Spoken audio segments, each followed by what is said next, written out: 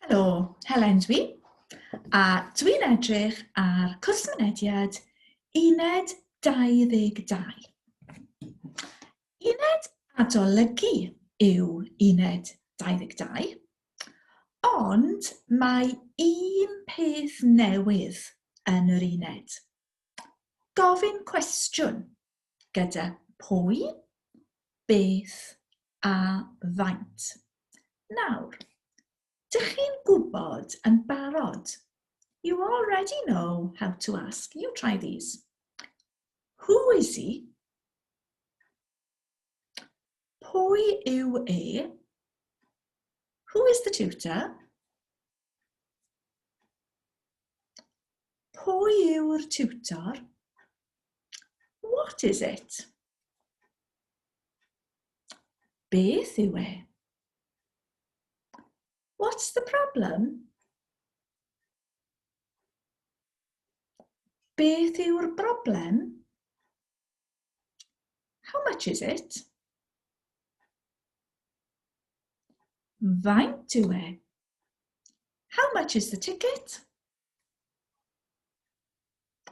Faint yw'r tocyn? Iawn? Felly, if we've got a person's name, a pronoun, e, he, or something definite, what is the? How much is the? Who is the? Pwy yw'r? Beth yw'r? Faint yw'r? Dyn ni eisiau yw. Ond, yn Uned 22, dyn ni'n dysgu si. Nawr ta, dych chi wedi clywed si yn y cwrs mynediad? Yn Robin Radio, mae Robin yn dweud pwy sy'n siarad, who is speaking, pwy sy'n siarad.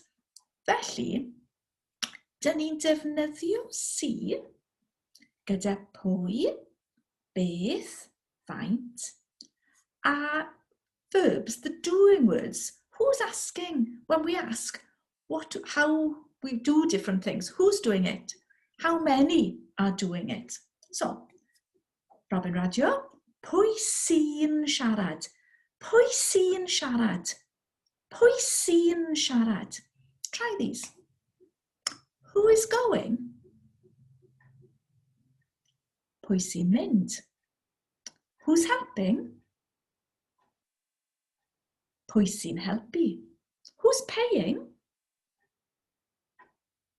Pwy sy'n talu? Pwy sy'n doing something? Iawn. Beth, there aren't so many of them, but two really handy ones. Beth sy'n bod? What's the matter? Beth sy'n bod? Beth sy'n digwydd? What's happening? Beth sy'n digwydd? Bod and digwydd are verbs. Ond wedyn, faint. Nawr ta. How much? Faint yw. Faint yw e? Faint yw'r tocyn. Os dyn ni eisiau gofyn how many are doing different things, faint sy'n. Faint sy'n mynd. Faint sy'n mynd. Try these. How many are going to the game? Faint sy'n mynd i'r game. How many are helping? Faint sy'n helpu. How many are helping in the school? Faint sy'n helpu yn yr ysgol? Da iawn. How many are working? Faint sy'n gweithio? How many are working on Saturday? Faint sy'n gweithio dydd Sadwrn? Pwy, beth, faint, sy, gyda'r verbs. Pwy sy'n mynd? Faint sy'n mynd? Beth sy'n bod? Ond hefyd, dyn ni'n defnyddio si cyn arddodiad, before a preposition, before one of those little placing words, and we'll practice yn, meaning in, and ar.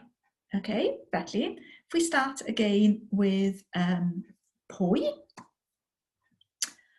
Pwy sy ar y ffôn? Yeah, a does dim yn before any prepositions, yeah? Mae John ar y ffôn. Dim yn.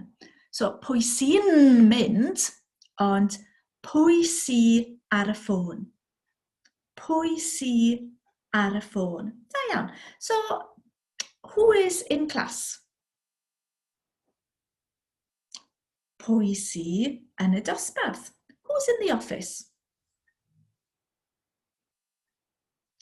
Pwy sy yn y swyddfa? Who's in the garden? Pwy sy yn yr ardd? Yeah? Prepositions. Yn, ar.